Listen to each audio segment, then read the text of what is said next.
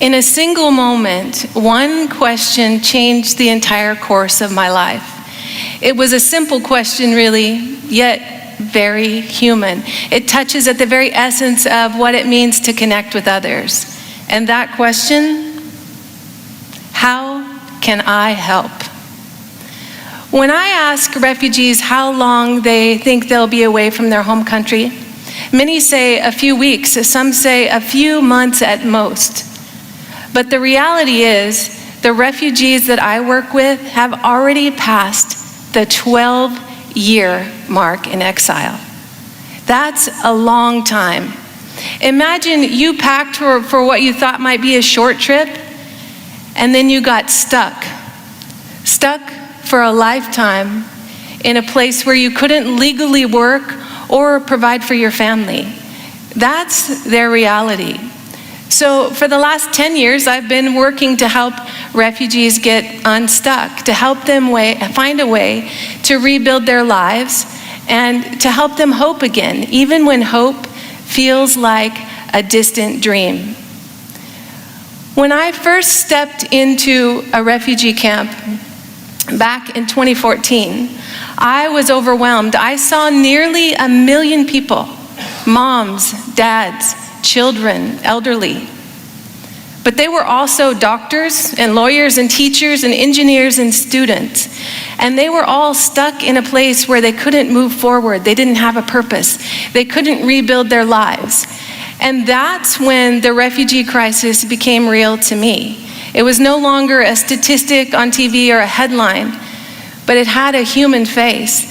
And that face looked back at me and challenged me to just do something. I knew I wanted to help, but how could I help 1 million people? It felt overwhelming, and I kept telling myself I wasn't ready. I needed more time. I needed more resources. I needed more help. But then in the fall of 2015, I was stunned, like most of the world, when the small, lifeless body of a refugee washed up on shore in Greece.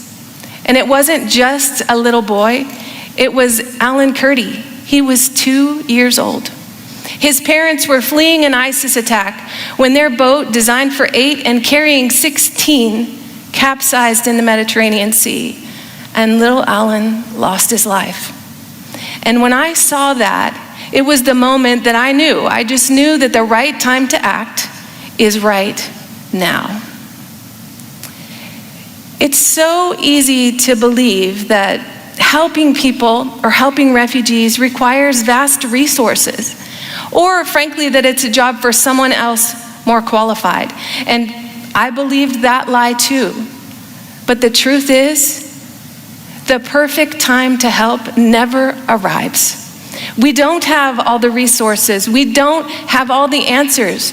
But that's no excuse for inaction, because when a crisis is staring you in the face, that is the right time to act.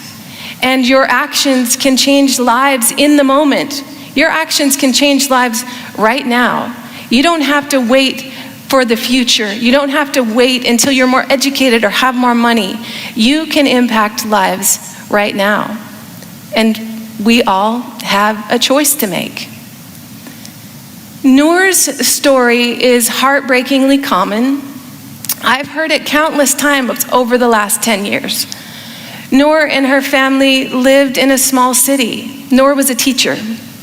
And then one day, bombs rained down on their city without warning, and in an instant, she had to flee to the border for safety, only to find ISIS waiting there to do unimaginable things to her family. And when I heard Noor's story, I knew that words were not enough.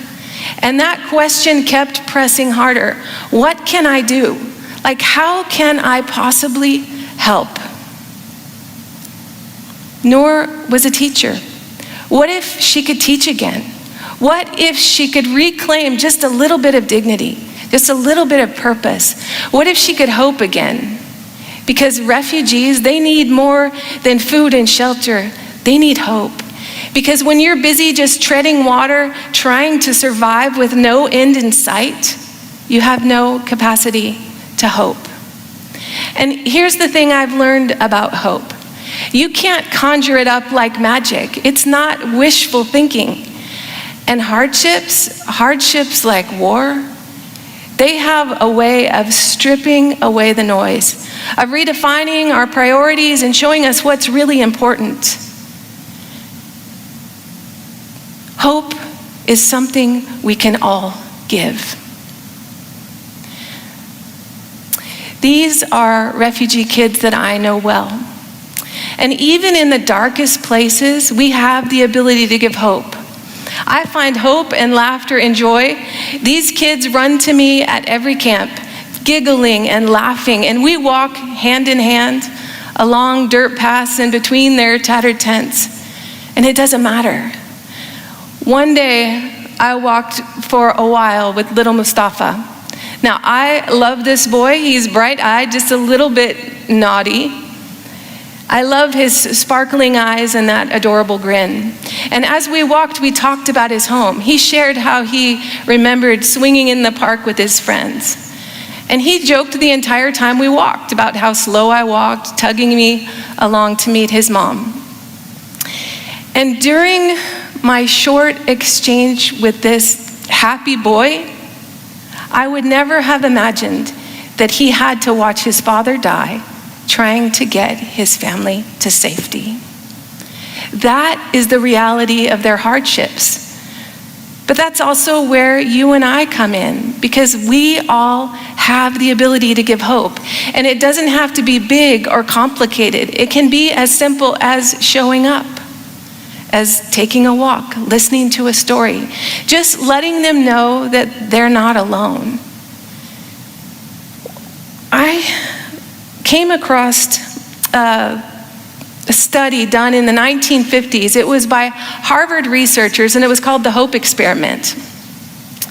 Researchers were very curious. They wanted to know how long rats would swim before they gave up and started to sink.